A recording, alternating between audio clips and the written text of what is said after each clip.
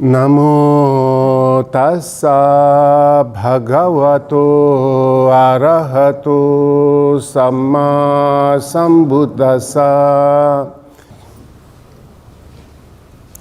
May all the Buddhas and Bodhisattvas, Devas and Nagas, saints and sages, may all the divine beings and divine powers from all the directions of the universe may kindly look at us and shower their blessings upon all of us for the success of our coming together in this beautiful Dhamma hall of the Buddhist Gem Fellowship of Malaysia. Very, very good evening to all of you. And when I say good evening, I mean it. Not the casual one you keep on saying good morning, good afternoon, good evening, which doesn't mean often. Or sometimes with a big artificial smiling face you say hello, good morning, hello, good afternoon, goodbye. And in the mind you say go to hell. Right? So I don't mean that. When I say good evening, I mean it because the evening is very good, isn't it? I am feeling very good here in this beautiful Dhamma hall.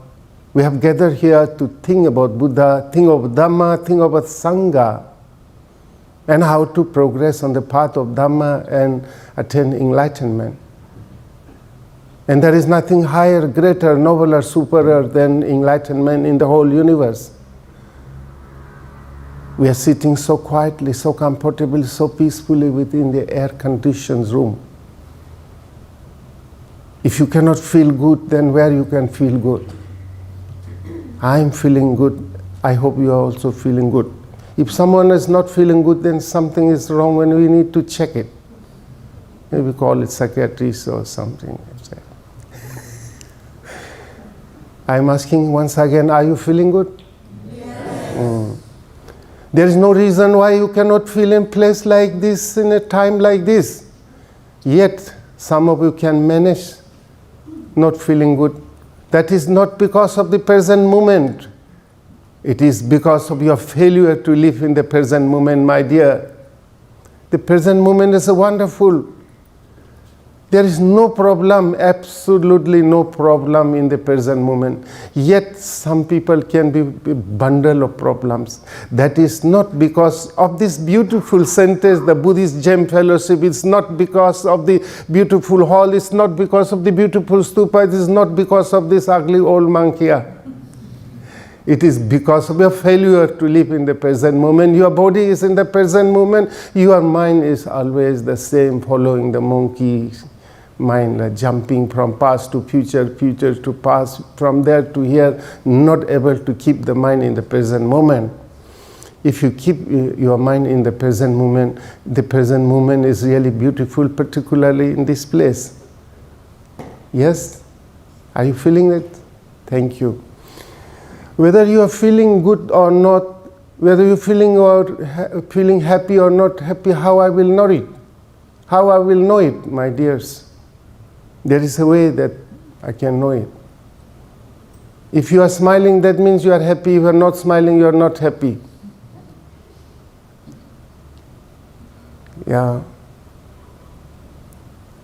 Smiling is worth of millions of dollars, but we do not charge any money for your smile. So don't be miserly in smiling. And smiling is a special gift given to only human beings.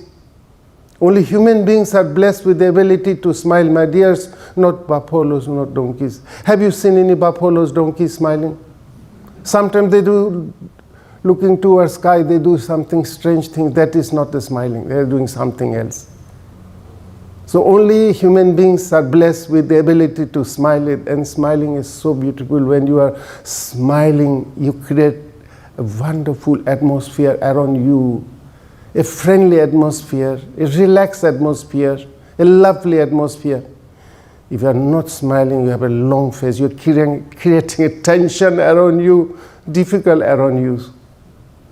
So please, don't forget to make use of the special divine gift given to you, smiling.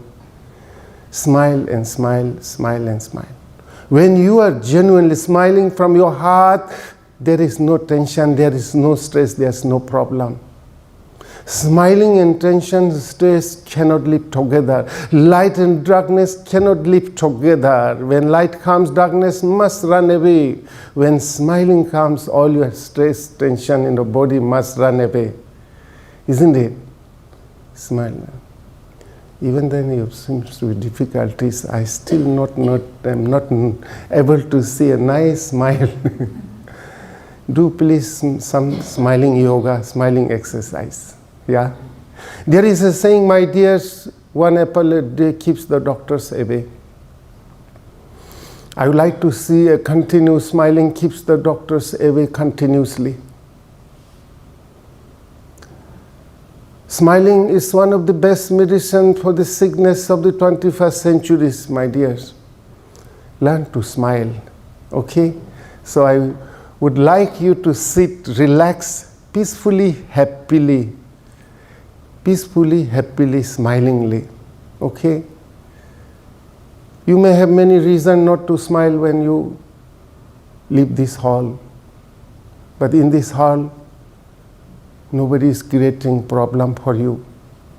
Every bit of this hall have been carefully created to make you smile, to make you happy. You cannot find any excuse in this hall not to be happy, not to smile.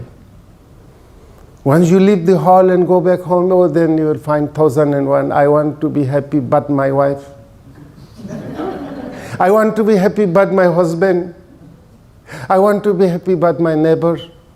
I want to be happy but my boss. I want to be happy but here no but. Please take off your but. Keep it aside. As you have left your shoe outside, isn't it? You left your shoe outside. After this program, you are going to use the shoe again. So, once the program finishes, when you go out, you can pick up all your problems. But while you are here, at least for the short moment, forget all problems. Forget all problems. Forget the past, forget the future, forget all things and be in the present moment like a beautiful small baby. Have you seen the baby? So lovely. Also, whenever you have some problem, difficulties, go and catch hold of the baby. Much of a problem will go away. I do this. Too much problem, I go to the boys' hostel, girl hostel, just play a little bit with these children. To a great extent, the problem is reduced. Because there is a similarities, very similarities between this baby and this enlightenment, the Buddhas. Very similar. The only difference is that Buddha is totally conscious, the baby is unconscious. Only that much different. Otherwise, many similarities. The baby also have no ego. The baby also have no idea of your past, your future, your business, which country you belong to, which religion you belong to, which racism belongs to. They don't have anything. They need a little bit of milk food, enjoying, taking breathe it properly. We don't even know how to breathe properly. You have to learn from babies. The babies know how to breathe properly. Have you seen when the babies are breathing, the belly rise, belly fall down. When you take breath, your belly is not happening because you don't take enough breath. You take only half at the chest here. That's why when the yoga you are taught pranayama. When you do the pranayama means taking the required amount of breathing. If you take the required amount of breathings for some time, immediately you will feel relaxation. Immediately, you try, isn't it? So, a lot of things to learn from the babies. So, be like a baby here. Forget all your everything and be here. At what a wonderful. You can get the glimpse of enlightenment, isn't it? What is enlightenment? I have been talking too much about enlightenment, Bodhisattvas. I think I'm contradicting with many of your teachers. the traditional way of teachings here. But if you go deep enough, there's no contradiction. What is enlightenment? Enlightenment doesn't mean that after some time you will start growing a horn here.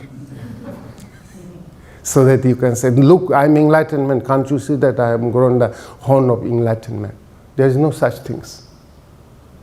I heard a beautiful Zen story. There was an enlightened Zen master. Someone went and asked him, hello, great master, enlightened master, what you were doing before becoming enlightened? The Zen master, before enlightenment, I was sleeping when I feel sleepy. Before I become enlightenment, if I feel hungry, I eat food.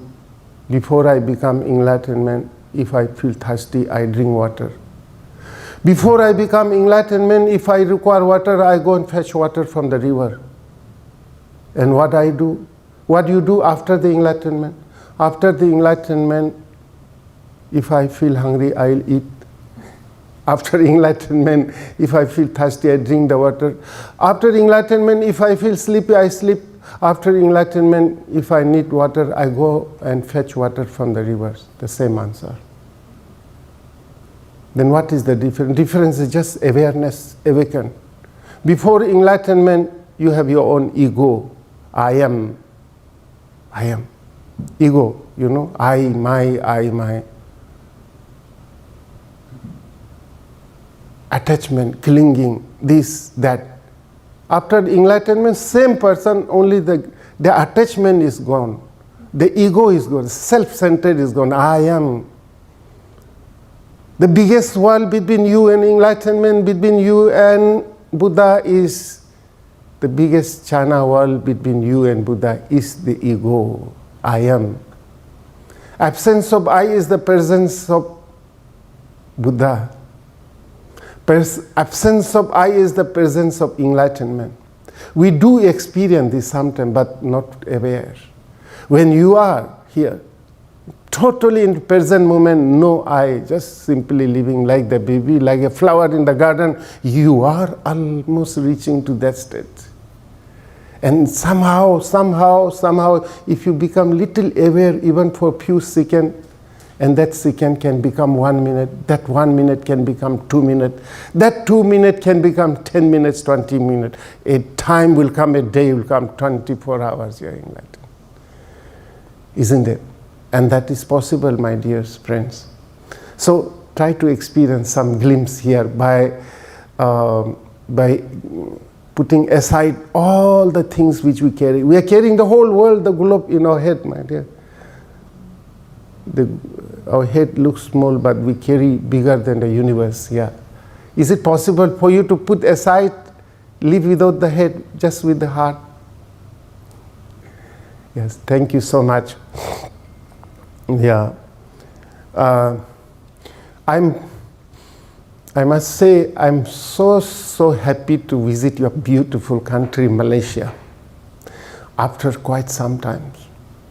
Before COVID-19 pandemic erupted,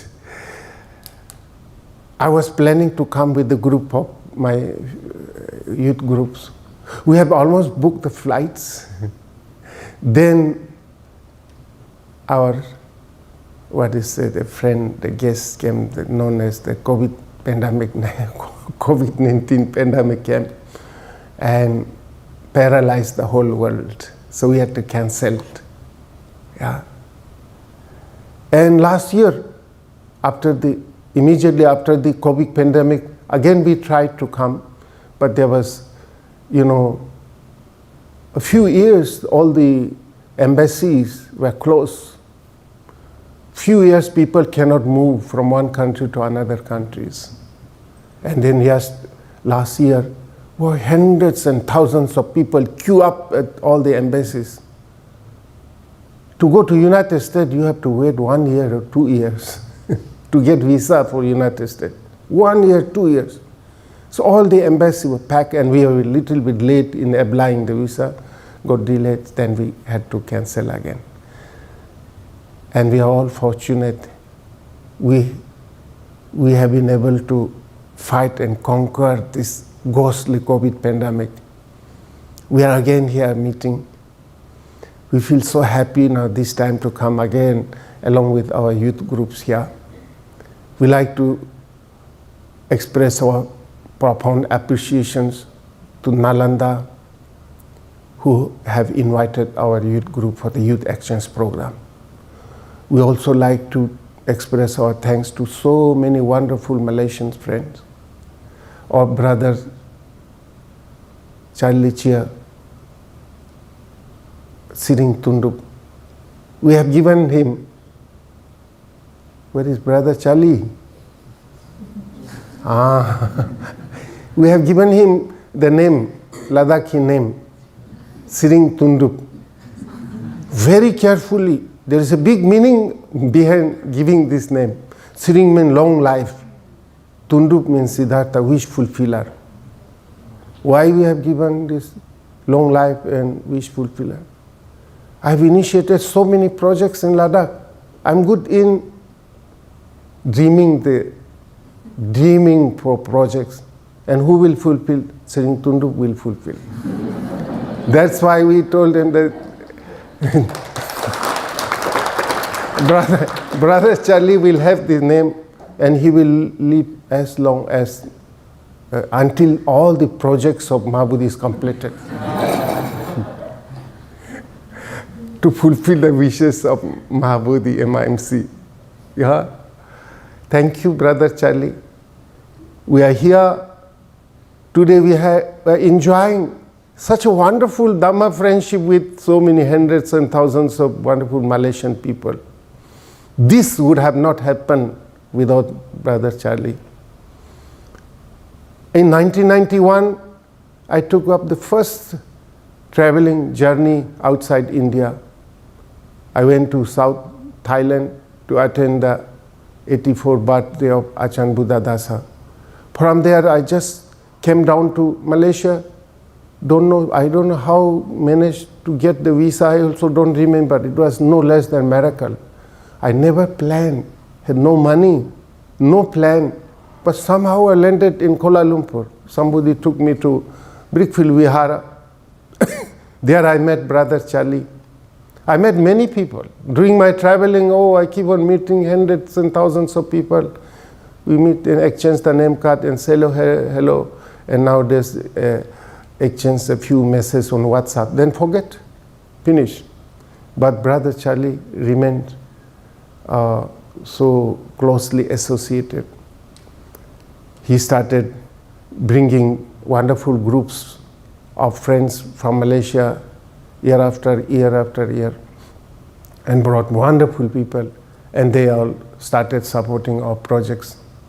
Today, we are enjoying such a wonderful Dhamma friendship between the most ancient Buddhist land in the high Himalaya,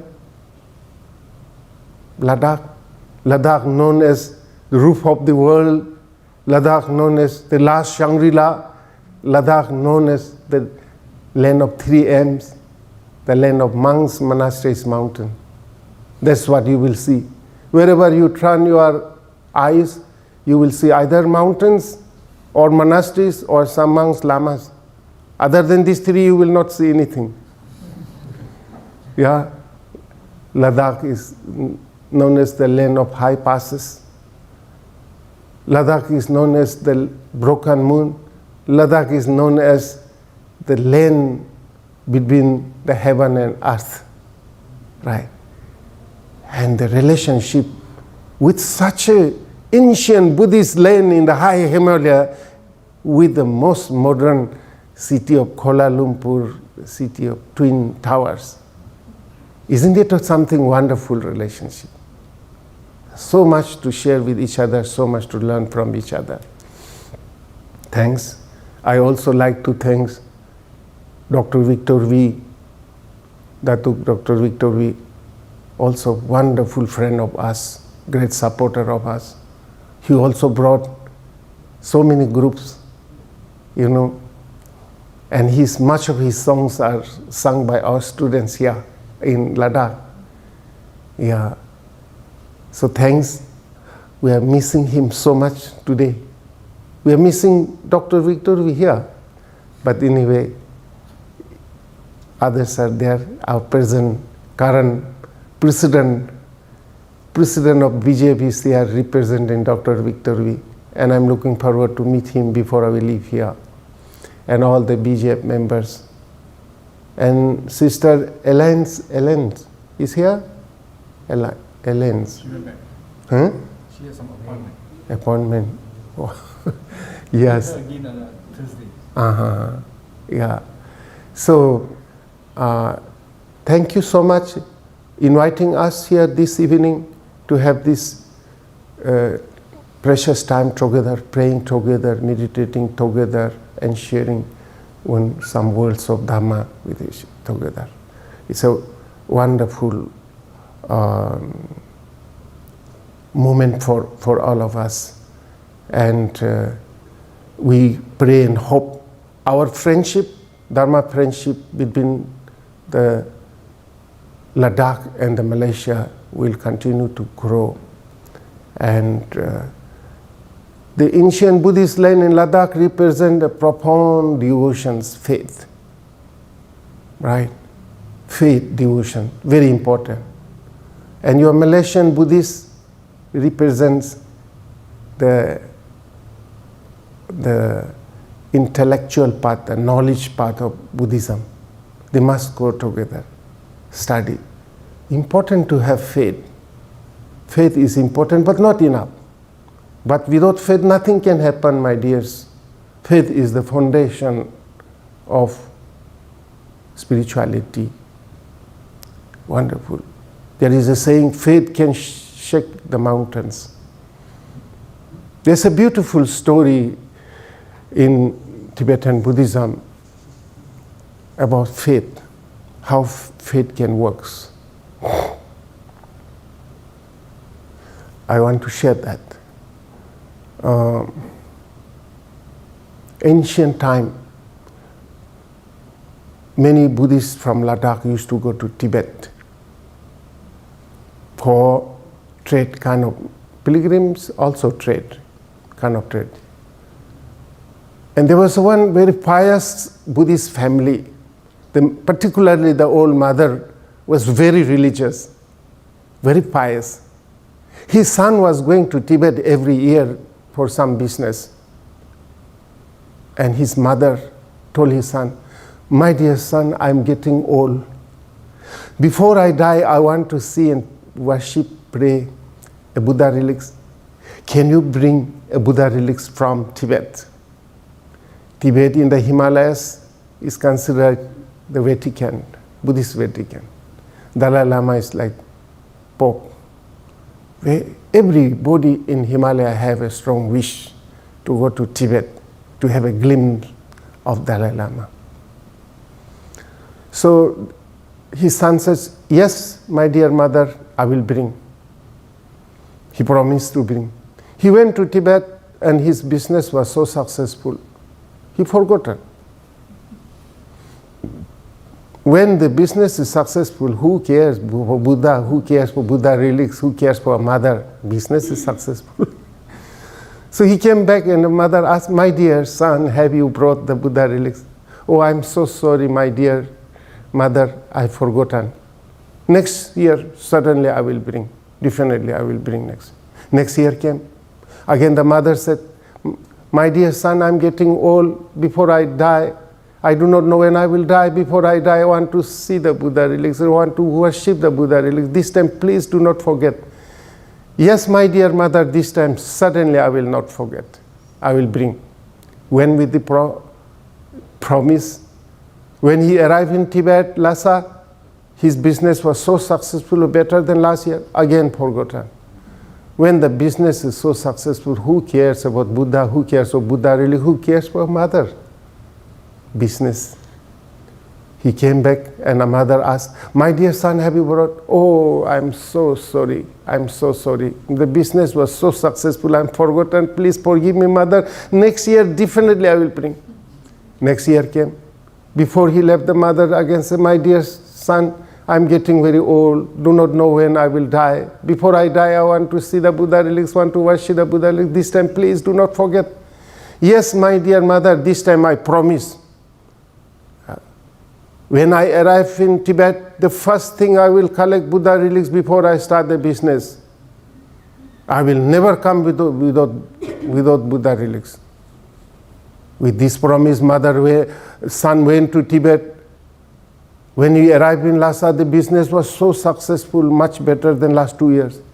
Again forgotten. When the business is so successful, who cares about Buddha and who cares about God, who cares about Dharma, who cares about mother? Lost in business. I'm sorry, all business people are not like this. There are some business people. I don't mean to insult any business people. You are different business people, my dears, otherwise you won't be here. So, now again forgotten. On the way, just few kilometers, reaching back home, the son remembered, oh my God, now again I forgotten. Now I promised my mother that first I will collect Buddha relics before I start my business. Now I cannot show my face. How can I show my face? What shall I tell to my mother? So he started thinking, what shall I do? Businessman is a businessman. When he was thinking and walking on the footpath, he suddenly saw a very old white color skull, dog skull. So businessman always thinking of cheating, deceiving.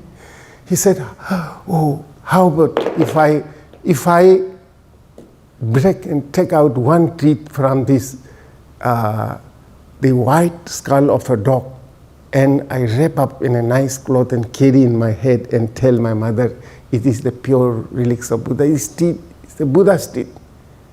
This is the only way I can now go back home and show my face, otherwise I cannot go. Thus, he took up this white skull of dog, put on a stone, broke, take out one teeth of dog, and wrap up in nice clothes and carry it in his head. As you carry Buddha relics here, carry it. And when he reached the home, the mother from far distance saw that his son is carrying something on his head. That must be the Buddha relics. The mother rushed. My dear son, is that the Buddha relics you are carrying on your head? Yes, mother, yes. And then mother said, oh, thank you so much, my dear son. This time you have forgotten. How I can forget, mother? I love you. I love you. Have I not promised that this time I am not going to start my business before collecting Buddha? This is the purest Buddha relics. It was difficult, mother. Very difficult. It took so many days to collect it. But I never bothered to start the business without collecting the Buddha relics. This pure Buddha relics. Take it. The mother carried on your head. Tears coming from her eyes. Put onto the altar, and she, with such a faith and devotion, he started praying. Now after some time, when he opened her eyes, light was coming out from the teeth. There's a famous saying, when you have faith, light, even the teeth of a dog can represent the teeth of the Buddha. If you have a faith, my dears, even an ordinary stupid monk like me can represent Buddhas, and your work can be done miraculously. If you have no faith, the Buddha may be there. You're sitting with the Buddha, you will miss it. At the time of Buddha, do you know? Thousands of people, just few meters from Buddha, they lived this many years. They couldn't benefit. Thousands of people were coming from thousands of kilometers. And after listening one discourse, after listening two discourses, after 1 day, 2 days, 3 days, hundreds of people were becoming Sotapanna, Sagadagami, Anagami, Arhan. They have faith. Without faith, nothing will work. But with the faith, also studying, also intellectual, also. Based on the strong faith, we must investigate Dhamma. We must study the Dhamma. Faith is important, not enough. Faith is your feet, eye is your wisdom. Then only you can move. You may have faith, but no wisdom, you cannot move, you can't see it. You may have knowledge, no faith, no leg, you cannot. So in order to walk safely, you need to have a strong feet, a strong eye, then you can move. So our Buddhists in Ladakh represent the feet, the foundation of Buddhism. You fellows represent the wisdom, the knowledge of Dhamma. Correct? What a wonderful to work together. Even if one doesn't have eyes, one doesn't have legs, they can help each other. The one who have eyes can hold the other one. And one who doesn't have the leg and the leg, those who have eyes can help each other. This is the relation we wish to have, my dears, between the Buddhists of Ladakh and Buddhists of most modern city, Malaysia, Singapore. I want all Malaysians to come every year, at least 2-3 groups. Please, next summer, our Honorable President of BJP, please organize one group. Yes, either with Victor V or Charlie or together. And I will bring every year one group from Himalayas. Right? So wonderful to see you, friends. And I think I often forget the theme of my talk. Last 2 days, I think my theme was in same compassion in action. When I finish my talk, I remember my theme of talk. I think tonight also the theme I'm supposed to speak on compassion in action. Yes, this is important.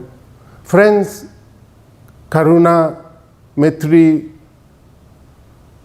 ahimsa, dhyana, all these words are not new for us. We have heard many times. We have read many times. All these things will have no meaning, absolutely will have no meaning unless and until we put in actions. It is action matters alone. It is action. Putting in action brings result. Otherwise it remains just the information as a knowledge. Yeah? So just mere knowledge is not enough. Just mere information is not enough. But we must put in actions. Now is the time to put the teachings of Buddha in action. Now is the time to put the compassion in action. Why we have taken up especially the compassion in action program? Because so much unjust, unfair, violence, war, aggressions, exploitations are going in all around the world. If you look carefully, it's the absence of compassion in action. If all the people of the world, even 10%, 20%, 30% compassion, understand and practice the compassion, the world will be different. There will not be so inhuman, brutal killings, brutal wars taking place in different parts of the world. The whole world is burning with hatred, with anger, with killings, my dears. So to me, it looks the only panacea, the only medicine for the ill of this 21st century is the great medicine known as Mahakaruna, the great compassion in action. That's how, the motto of our organization is compassion in action, meditation in action. Also, meditation also has to be understood. Meditation doesn't mean with sitting in cross leg with closed eyes. Yes, initially we all have to sit comfortably and learn. Then slowly, the same meditation which you experience in sitting must be brought into all forms of life, all activities. Whether you are walking in an office, driving a car, cooking a food, cleaning a house, whatever you are doing, that state of mindfulness, that awareness, that quietness, that peacefulness you experience in sitting meditation. Obviously, you cannot spend the whole 24 hours with closed eyes, isn't it?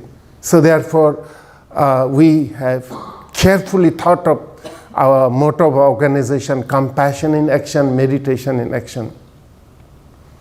Friends, what we are doing under the theme, compassion in action, meditation in action, how it started.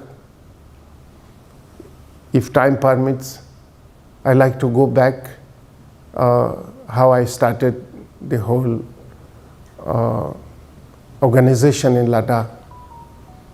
I was born and brought up in a traditional Buddhist family, and later on, after serving few years in Indian Army, I left and went to South India to the Maha-Buddhist Society in Bangalore to become a monk.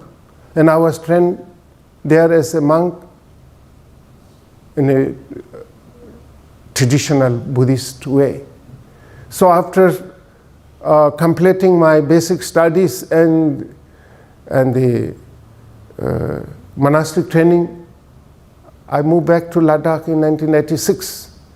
I rented a small house, very small house, you cannot sit more than 3-4 people, just 4 walls with a small window. Yes, there again I started teaching some Dhamma in the traditional Buddhist way. What is the traditional Buddhist way? Usually, in the traditionally, the monks, the teacher will say, world is suffering, world is Maya, renounce world, everything is suffering. You know, jati vi dukkha, jara vi dukkha, vyadi vi dukkha, maranampi dukkha, yampi cha, nalapitampi dukkha. You are suffering, I am suffering, she is suffering, he is suffering, you are suffering, all are suffering. Suffering. Renounce the world, renounce the world, renounce the world. I started talking like this. Then I soon realized this kind of the high philosophical teachings of Buddha, going so deep about for children who are 5 years, 6, 7 years, 10 years, you're teaching about death, old age. It doesn't appeal to the children. You know, it's not their priority. Children need something else before they grow old, before they die. I realized the high philosophical teachings of Buddha, different level of meditation, samadhi, the different jhanas, the 32 planes of existence, the Tushita heaven, Tawatimsa heaven, this and that, high level thinking, high philosophy, the Abhidhamma, 89 consciousness, you know, 89 different consciousness, chitta divided to 89, chitta the mind, isn't it?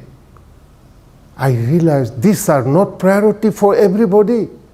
I realized for the poor children, their top priority is to have some hostel and school where they can live in the hostel and go to school and learn something which can help them to stand on their own feet later on. With the help of education, they may become self-reliant, or they will be protected from all kinds of exploitations. I realized that. And I also realized for the sick people The top priority was not again the high philosophical teachings of Buddha. For the sick people, the top priority was a doctor's medicine, hospital.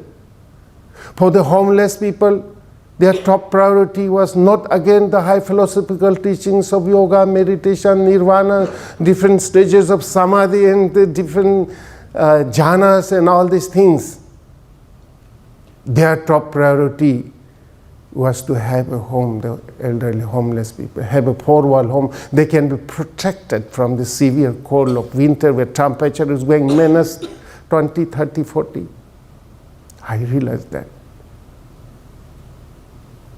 Then I also realized that the best religion for the hungry is the food. The best religion for the thirsty is water. The best religion for the sick is the doctor's medicine, hospital, not the Buddha and his philosophy. When somebody is physically sick, don't take him to Buddha.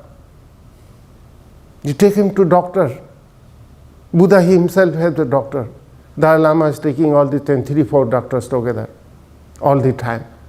When he comes, Dalai Lama comes to Ladakh, all the top doctors, 3, 4 doctors always came at Dalai Lama's residence. What does it mean? Dalai Lama may be great, but body belongs to the earth. And Buddha have his own physician. There was a blind person at the time of Buddha. The blind person doesn't believe the existence of light. And some fellows try to convince him the existence of light. The blind fellow started arguing, you fellows are blind. I'm not blind, you are blind. If you say the light exists, come on, let me touch the light. Come on, let me taste the light. Come on, let me smell the light. Now light is something, my dear, you cannot touch, you cannot taste, you cannot smell. And these people fail in the arguing with this man. And one day, these fellows thought, no, nobody can convince this fellow. If anyone can convince that is Buddha, why don't you take these idiots, the blind men, to the Buddha? At least the Buddha will convince him. They took him to the Buddha. And Buddha, you know what he said? You said, you are fools. He don't need the Buddha, he needs the eye surgeon. Take him to a Jivaka doctor, whether he can do something. Not to bring. Don't bring such to me. Take him to the doctor. A doctor did so. And the story says that the operation was successful and that fellow got the eye back.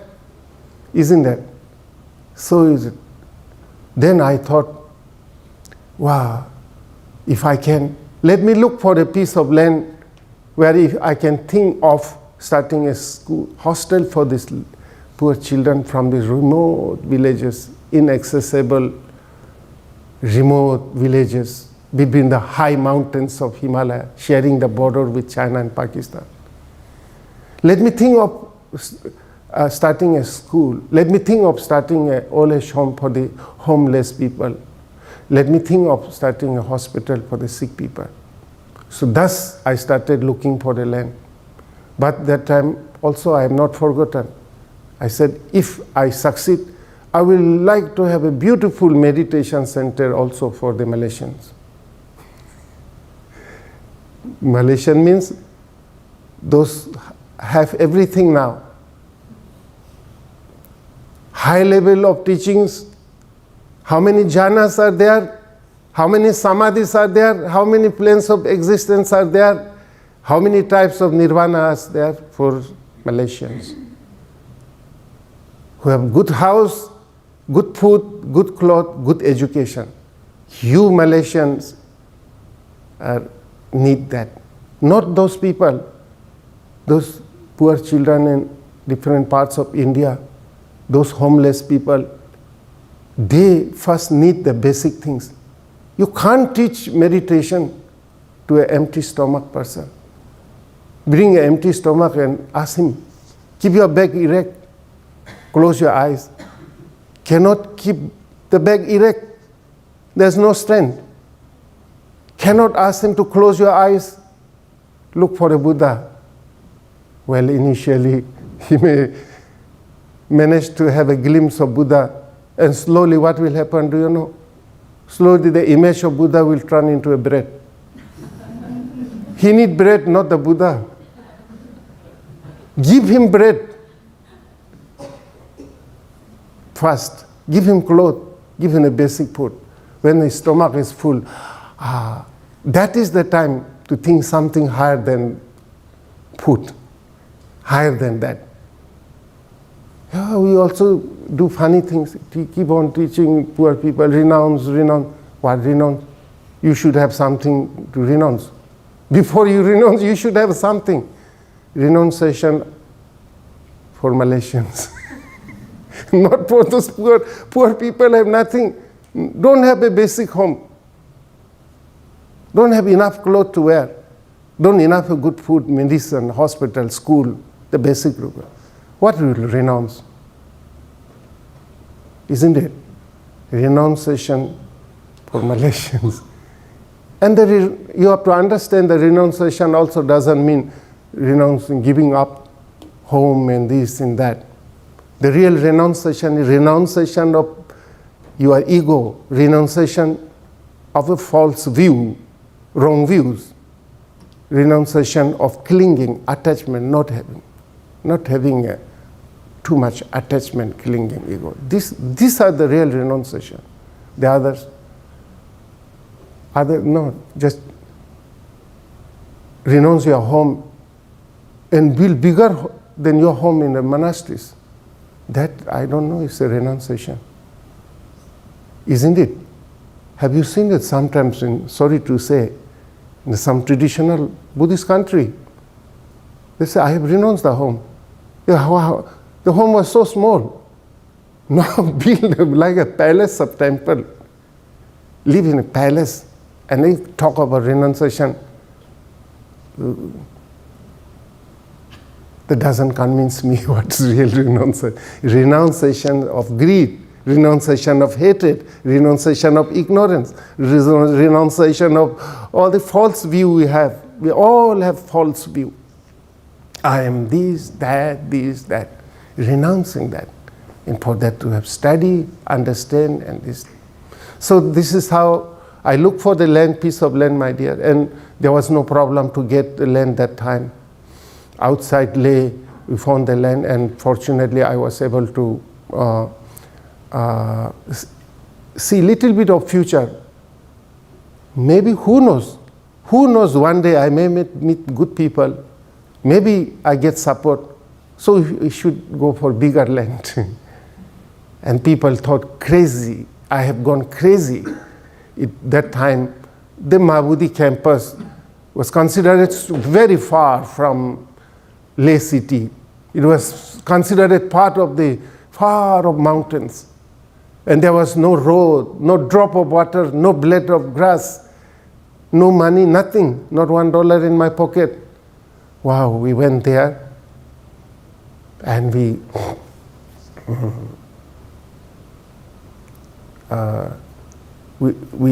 I managed to invite some guests from Korea and Thailand and have a foundation laying ceremony, 4 foundation. And that time the Japanese monk Nakamura, who built this Japanese stupa, happened to be there with the drum, The Japanese monk with the small drum go on beating the drum and reciting Nam Myoho Renge Kyo. He was there. I was very happy that he's also there to bless. And before he left, he said something strange.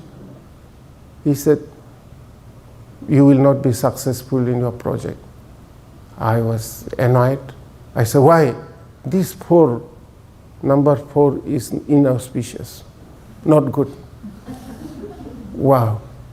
I think in your society of Chinese tradition also, certain numbers are considered inauspicious. You go to some hotel somewhere, 1, 2, 3, 4, one number is suddenly missing. Yes, so for the Japanese, the 4 number is very bad, inauspicious. He said, then I was not happy. I really wanted to debate with him. And I scratched my head, what should I say? And said, Venerable, come here. For us, the 4 number is 4 noble truth. 4 noble truth. The entire teachings of Buddha depend on the 4 noble truth. We are dreaming here complete Buddhism, 4 noble truth. For us it is 4 noble truth. For you may be inauspicious. For us, the follower of Buddha, there cannot be more auspicious number than 4 noble truth. So I argue with him.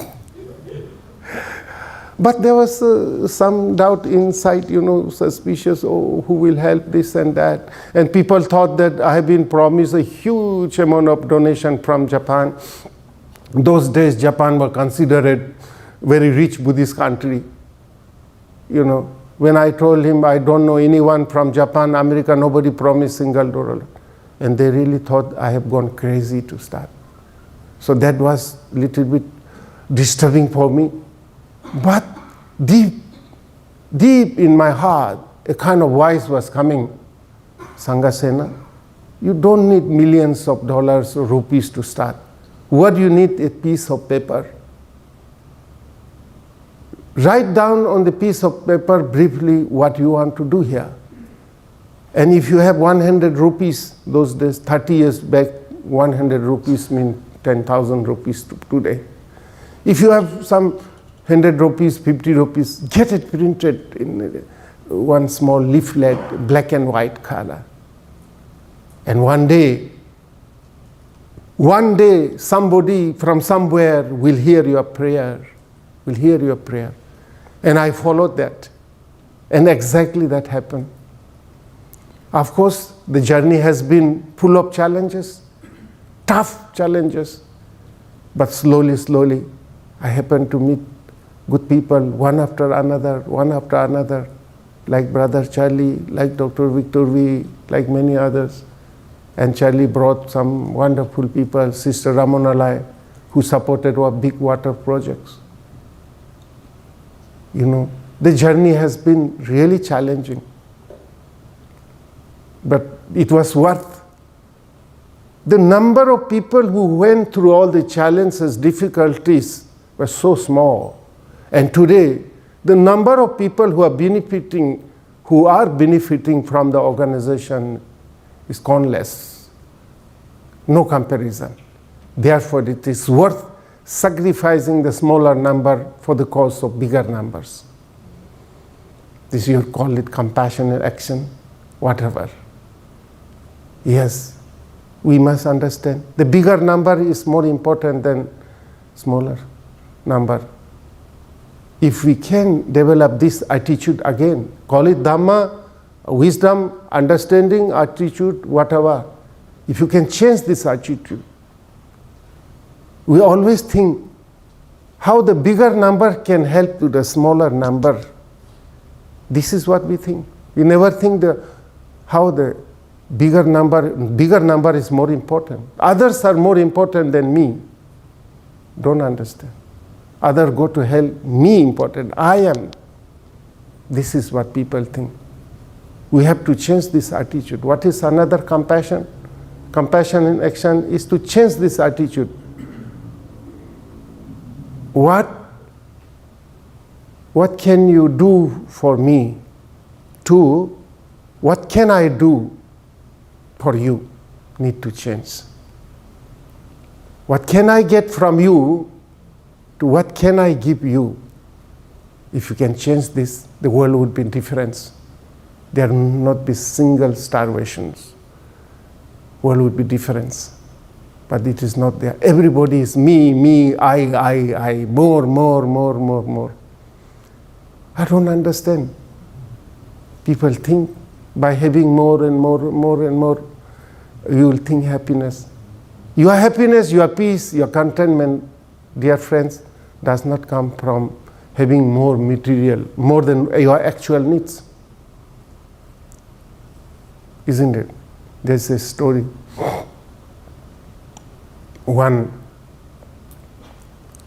very successful, or I don't know successful, big businessman was driving a very expensive car on the highway.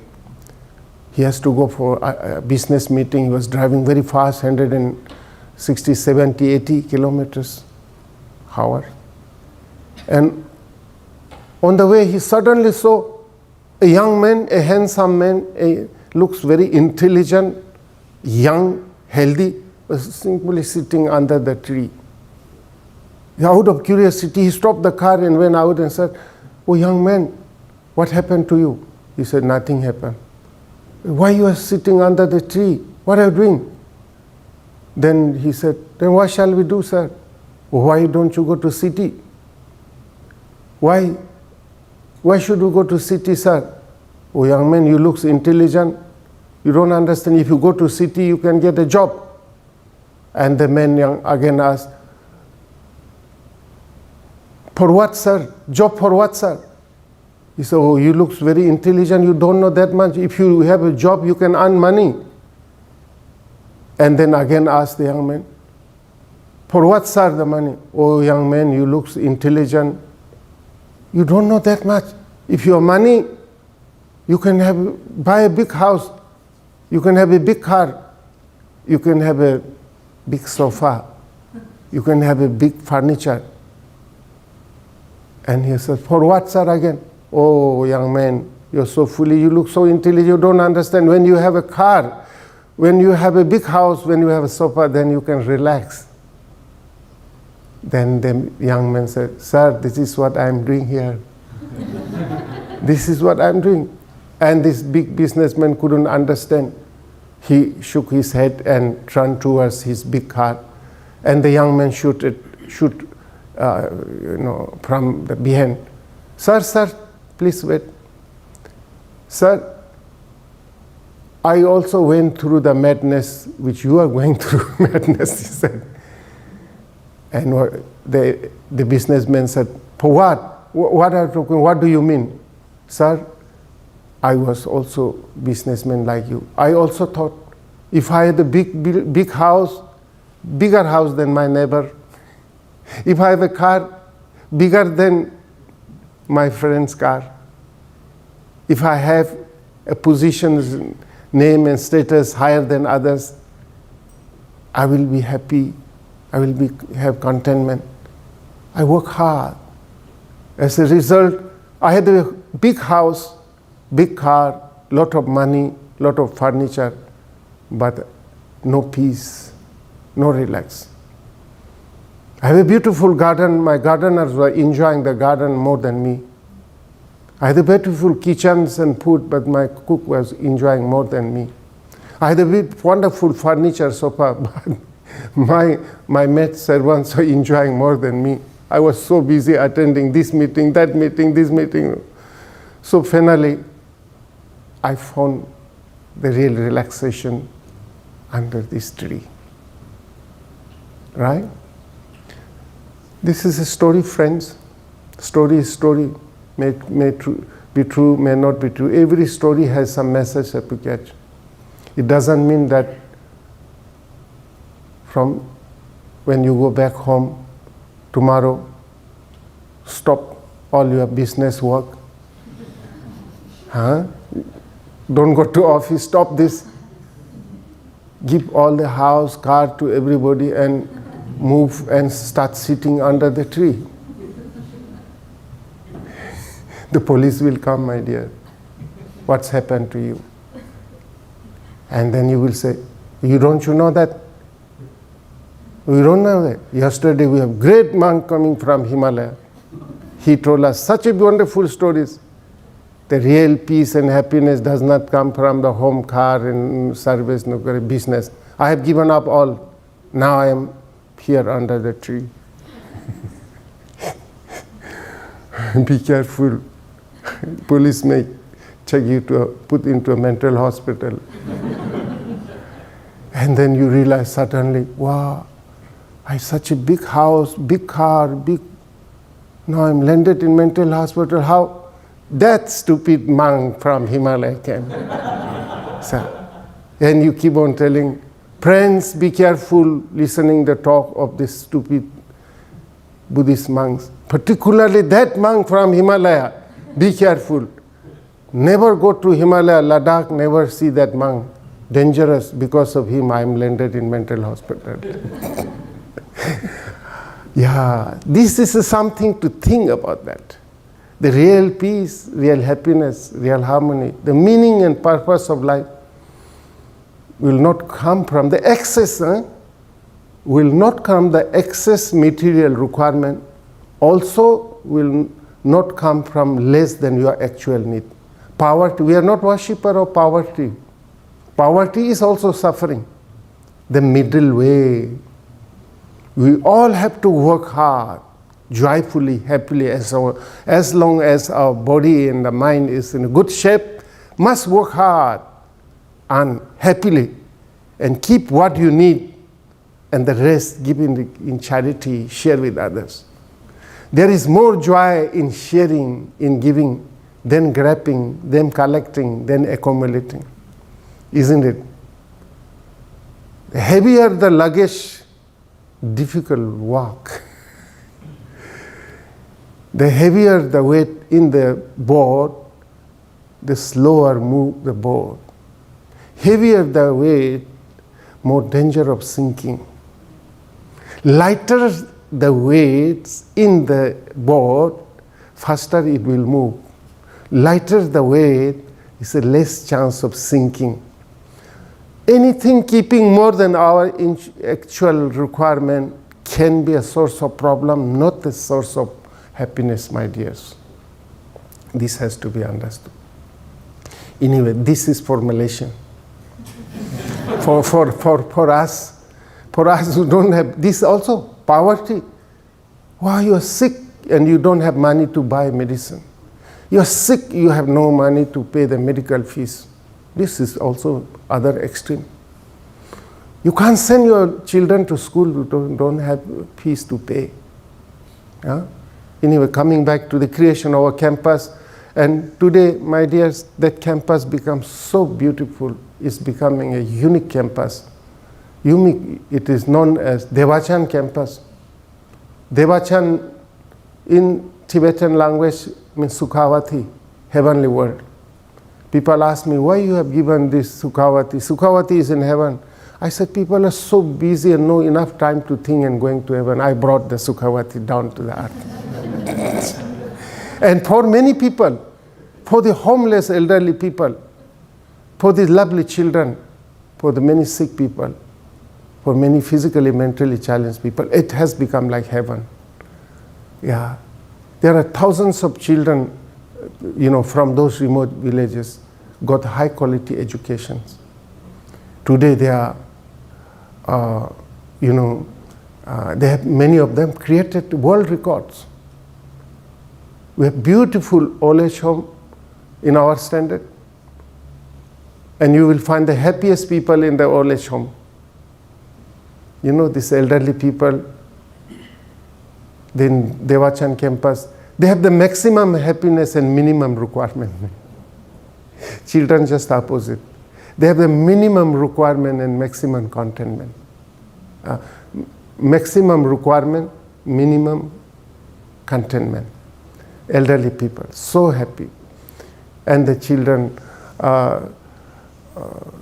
many of the children had they not come to Mahabodhi school and hostel, Mahabodhi campus, would have not received education at all. Just to give you an example, one of the lovely girls who lost her parents at the age of 4, we came to know, we brought her to our hostels. She has no brothers, sisters, lost both the father. We gave them the best possible education up to 10th standard, and after 10th standard, I took them to South India. I wanted to give them a higher education than 10th standard. But then there was problems, difficulties, challenges. In Ladakh, there is no higher facilities for higher studies. So I thought of taking them to other parts of the country. Bangalore, I knew some people because I live in Bangalore many years. But my people didn't agree. Oh, you can't take the girls. First I started the hostel and school for girls.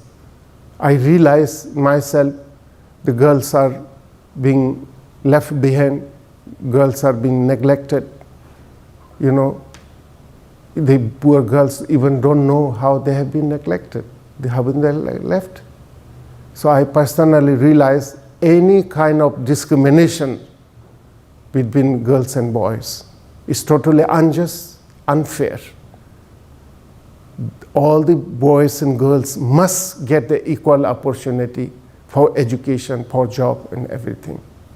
But we have strange in many countries, all kinds of beliefs are there. And again I found it that one of the main reason for such discrimination is again poverty. If the mother and father have to make a decision to spend certain amount of money for the girl or boy, after scratching their head for a long time, they will decide to spend the money for the boy, not for the girl. Spending money for the boy is considered investment. Spending money for the girl is considered expenditure. Because one day the girls will go to somebody else's house. And then the father, mother nicely befool the girl. My dear daughter, we love you. We don't want you to go far away. Let your brother go and study in some other city, village. We want you to stay with us. We love you. And the daughter says, oh, my parents love me. Thank you, Mama. Thank you, Papa. I would like to stay with you. It doesn't know. The whole life, many girls don't know how they have been befooled, So I felt this is totally unfair and unjust. That's why I started the girl hostel first. And then after completing 10th standard, I wanted to take them to Bangalore, but other people don't agree. They say, oh, you can't take this risk. They will get a cultural shock in a big city. Now what to do? One side, I wanted to give them the best possible higher education. On the other side, there's a lot of challenges. While I was thinking that way, then one day I found a statement by a very famous Indian Hindu monk, Swami Vivekananda. Some of you might have heard, very famous monk. He said, no great thing can be achieved without involving some risks.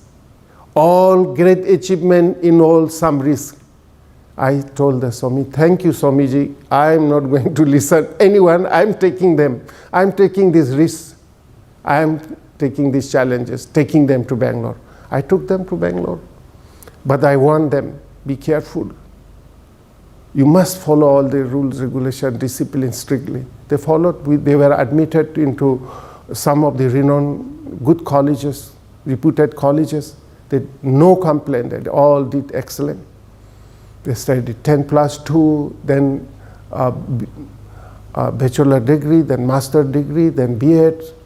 Then among them these girls, who don't have any parents, brothers, sisters. After completing her studies, she decided to look for a job in Bangalore, not to go back Ladakh since she doesn't have any families. She got a job in Infosys, that computers, software companies. And she did so well. After a few years, she was transferred to Chicago on promotion as a head of department.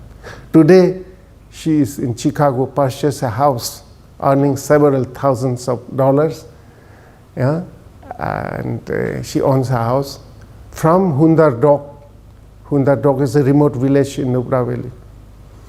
Similarly, we were the first to start the hostel and school for blind children. Much of the project Mahabodhi started is pioneering who have not started. The first non-governmental charitable hospital, the first old age home, the first hostel school for blind children. We were the first to take up the non-issues, accept the Chinese and the Korean traditions. All the condition of Buddhist nuns is pathetic. They are not accepted. They are not given the equal respect, support, like the monks. Very badly discriminated. We were the first to take up this. We were the first to organize International Buddhist Women Conference to talk about this. Since then, a lot of things started happening for the development of nuns in Ladakh. So that was also first time. And we were the first to use submersible pump. We were the first to use deep irrigation.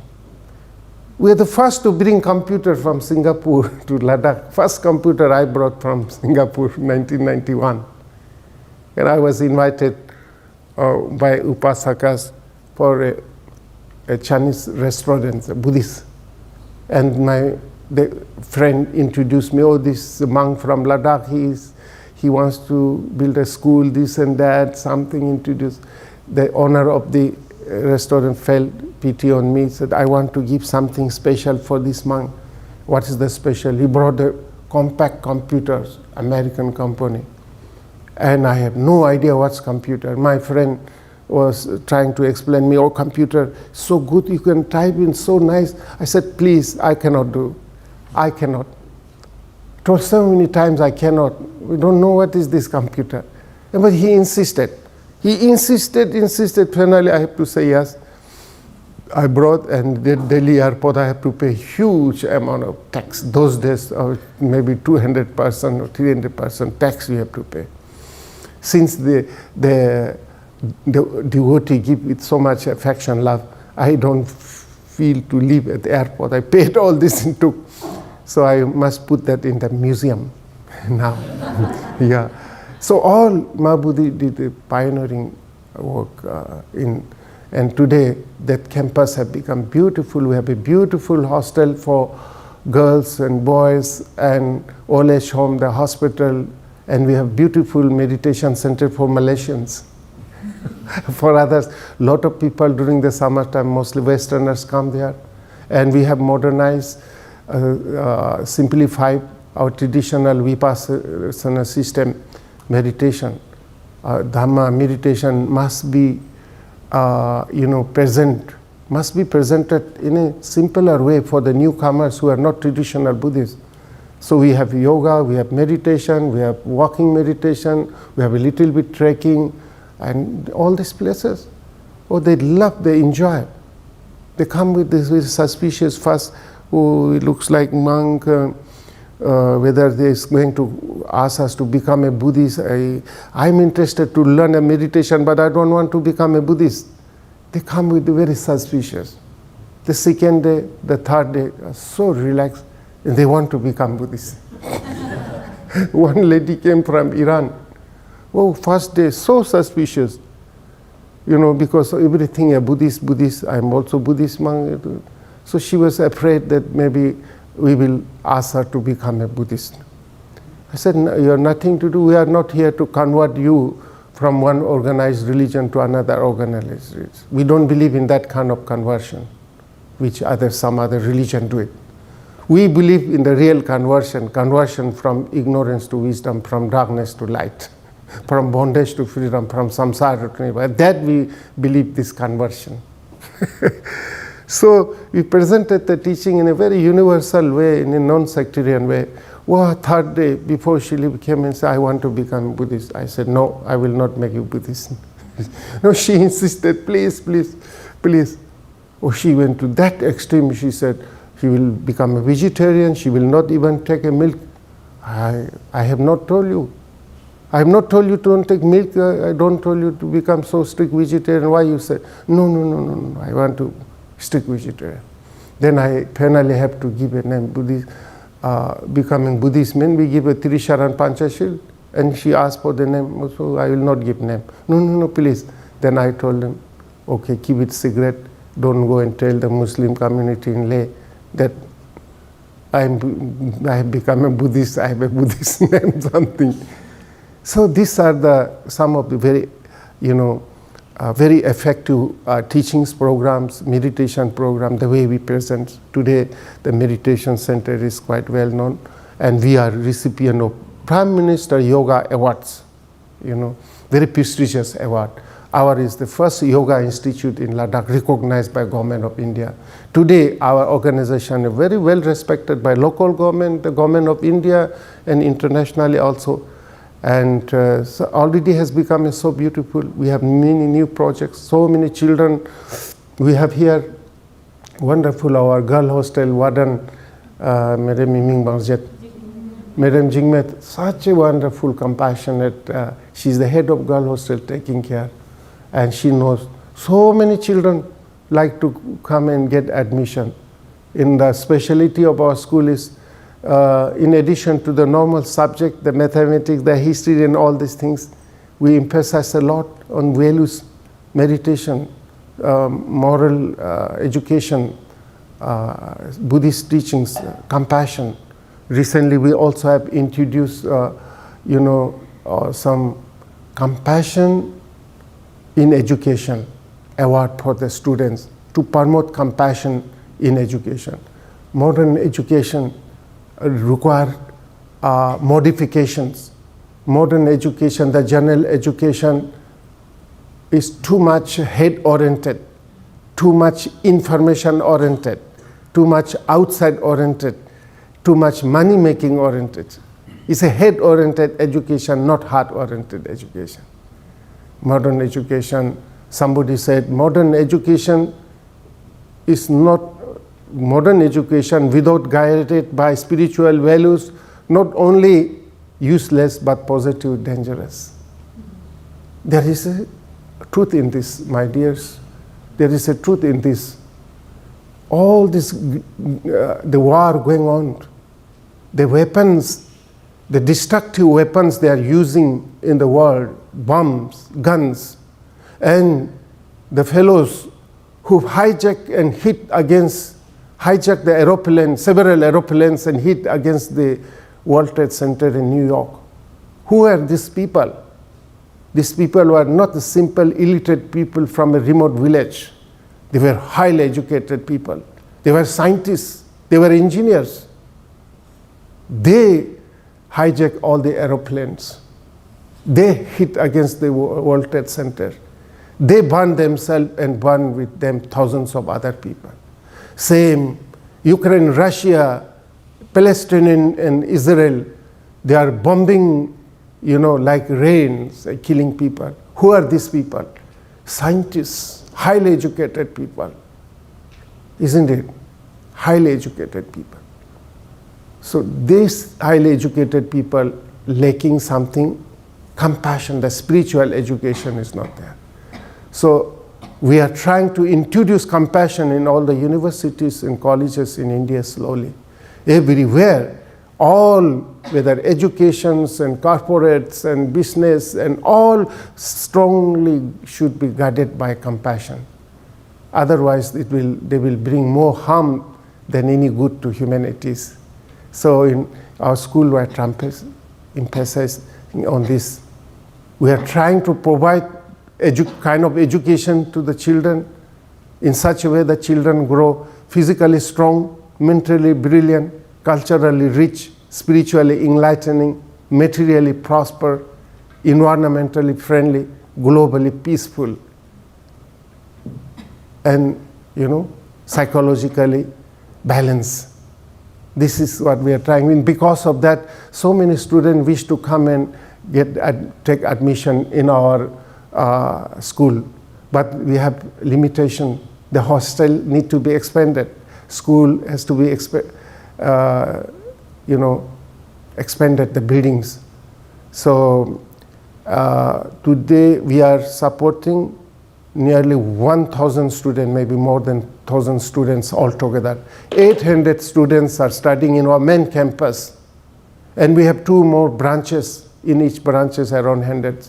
And we are supporting many senior students outside Ladakh. Right? So how I am supporting? And this school and hostels were conceived and built for those children from remote villages, or the orphans or semi-orphans, or they may have parents, having many children, nobody is earning money from the family, nobody is going to school. These children are selected from those villages. So that means we have to provide most of them free. And how to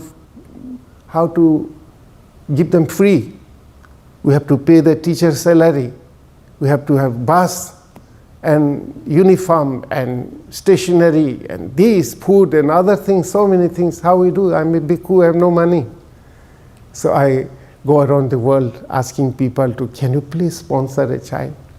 Can you please sponsor a child? So many of them, most of them are sponsors. So if you people, there cannot be a greater service, greater what I call compassion in action than helping a lovely girl or boy to have a good education where they can stand. This girl now who's in Chicago, we're sponsoring the education of some children in our hostel. Isn't it? It's a transformation. And then we started the first hostel for girls. You cannot believe those girls, blind, they have created world record, friends, world record. Now, she studied up to 10th standard in our school. Then we have helped her to continue her study in Chandigarh and Delhi. She got master's degree from Delhi University. Now she is working in a bank in Delhi. And she traveled alone from Delhi to Ladakh. I cannot, difficulties. She traveled from Delhi to Chandigarh alone. And she participated in so many adventurous trips, rock climbing, cycling, swimming, boxing and other things, blind. So much record, even Prime Minister of India mentioned her name in his talk on the Sunday. You know, isn't it amazing? Blind, totally blind, working in bank and so many awards he received. And another fellow is working in multinational companies. Multinational companies working on also blind. So all this we were able to help and transform thousands of life, the children, the disabled. We are also giving special priority to the disabled people. We have Brother Charlie and some people, those who have visited our campus last summer have seen one wheelchair born. She cannot stand up. Brilliant. Brilliant. She's sponsored by our sister Ramanalai, the wheelchair and other things, you know. So the campus is already beautiful. Thousands of trees, including apple, apricot, flowers have been planted. But we have still a lot more to be done. We really want to make the whole campus green, full of flowers, full of apple and apricot trees. And we want to see in the whole of Ladakh region not a single physically challenged girls or boys are left out without education. We want to have all the physically, mentally challenged children to be brought to our campus, give the best possible education, and become like these blind girls working in a bank. And we wish there's not a single child in the remote villages be left out without education, deprived of education. This is our wish. We wish that not a single elderly people in those harsh weather. You know, the elderly people in our home mostly come from the nomadic families on China borders. You know, nomadic family means no permanent house, not like your house, like, you know, air conditioned, nothing. They live in a kind of tent.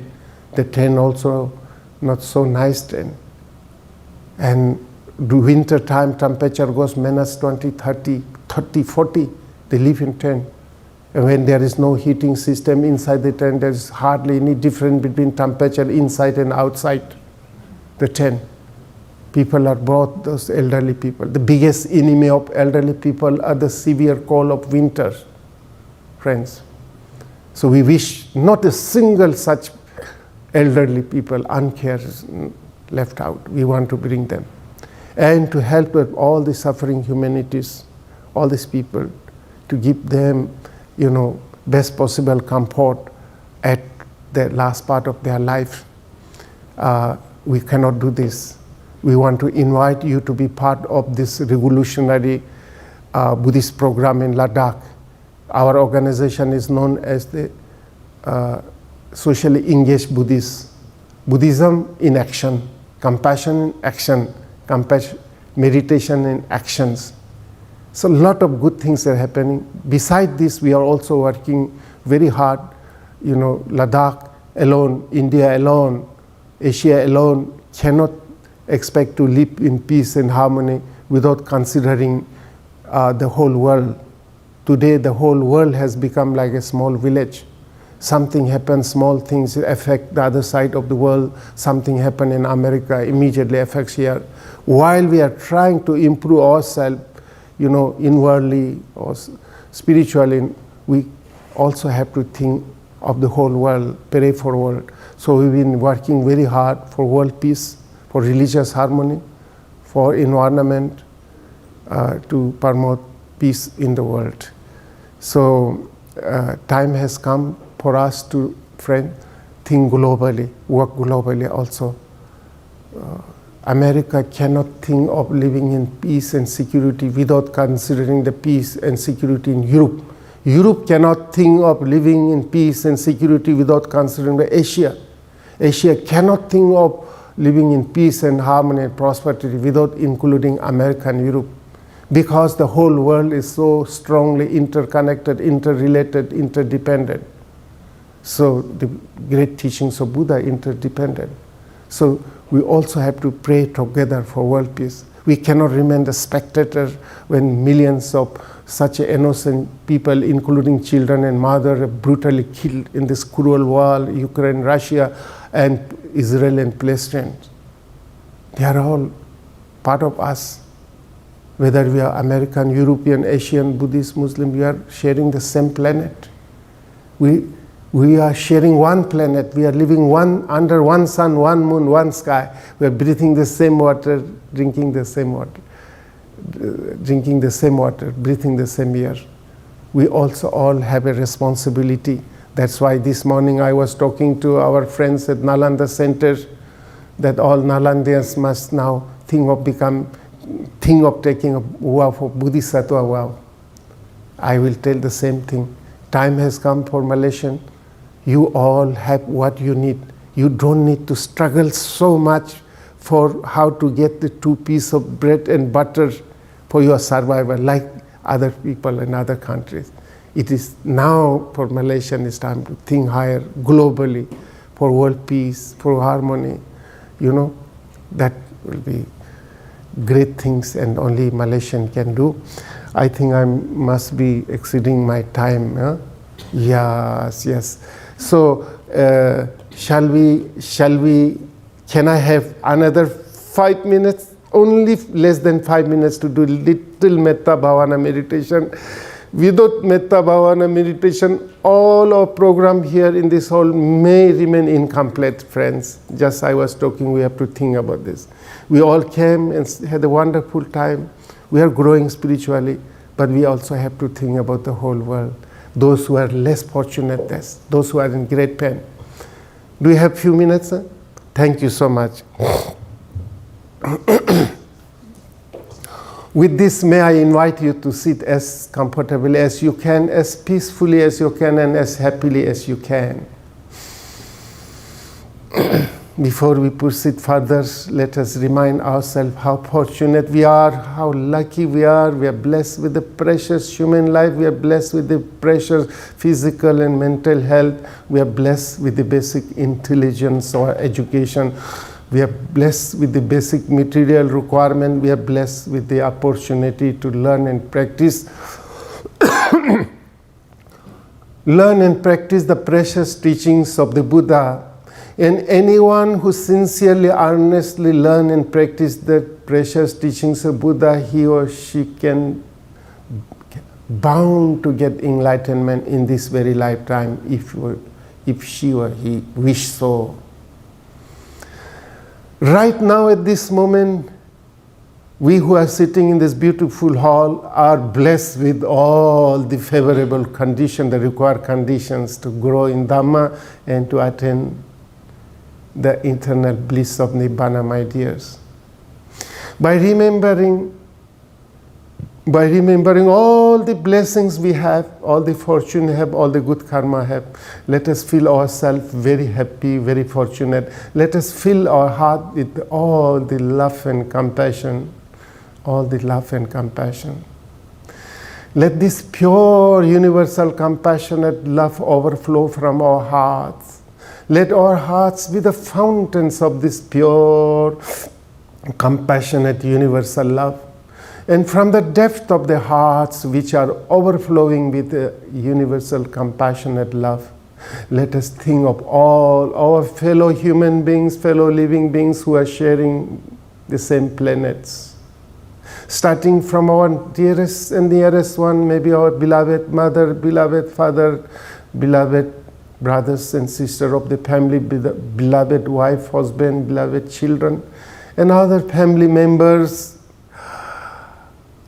other relatives, our colleagues, our friends, our neighbors, all those people, all the living beings in this area, in this province, in this country, in the neighboring countries, in the whole of Asia and Australia, the whole of Middle East, the whole of Europe and Africa, the whole of North and South America, the entire world, the entire universe.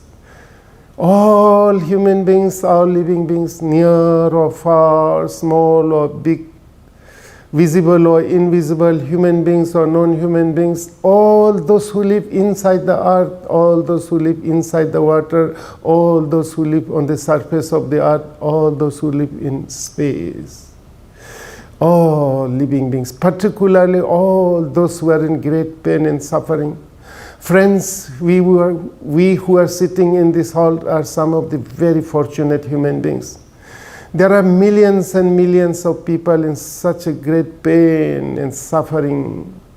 War is going on, thousands and thousands of people are being killed in the cruel war, including mother and children. Thousands and thousands are suffering from hunger, suffering from thirst. Thousands and thousands are suffering from unjust and unfair treatment. Thousands and thousands are suffering from incurable diseases. Thousands and thousands of people are crying and waiting for death. All the suffering people are our brothers and sisters, my dears. We also have suffered like them before. If we do not wake up soon, we will suffer like them again. Realizing all the suffering people, friends, let us, from the depth of our hearts, with all the love and compassion, let us hear their cryings, let us feel their pain. And from the depth of our hearts, with all the love and compassion, let us pray for them. Let us wish them free from all the sufferings. May all suffering beings be free from all kinds of suffering. May all of them come in contact with the noble teachings of the Enlightened One. May pure Dhamma, pure love, compassion, wisdom grow in their hearts.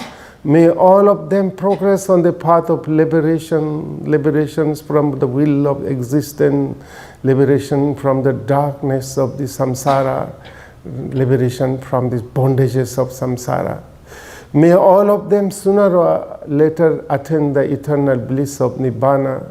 Until that time, may all of them live peacefully, happily, harmoniously, friendly, loving and serving, caring and sharing with each other without hurting and harming each other. May the love and the light of the pure love and compassion shine brightly in the hearts and minds of everybody in every corner of the world, dispelling the darkness of ignorance. May this world become like heaven. May all of us experience divine life here and now. May all enjoy real peace, real happiness, real harmony. May all living beings be well and happy. May all living beings be well and happy. May all living beings be well and happy. Sabbitiyo vivajantu sabbarogo vinasato mate bhavantu antarayo sukhi digayuko bhava bhavatu sabba mangalang rakhantu sabba devata sabba buddhanubhavena sabba dhammanubhavena sabba sanghanubhavena Sada Soti Bhavantu Te.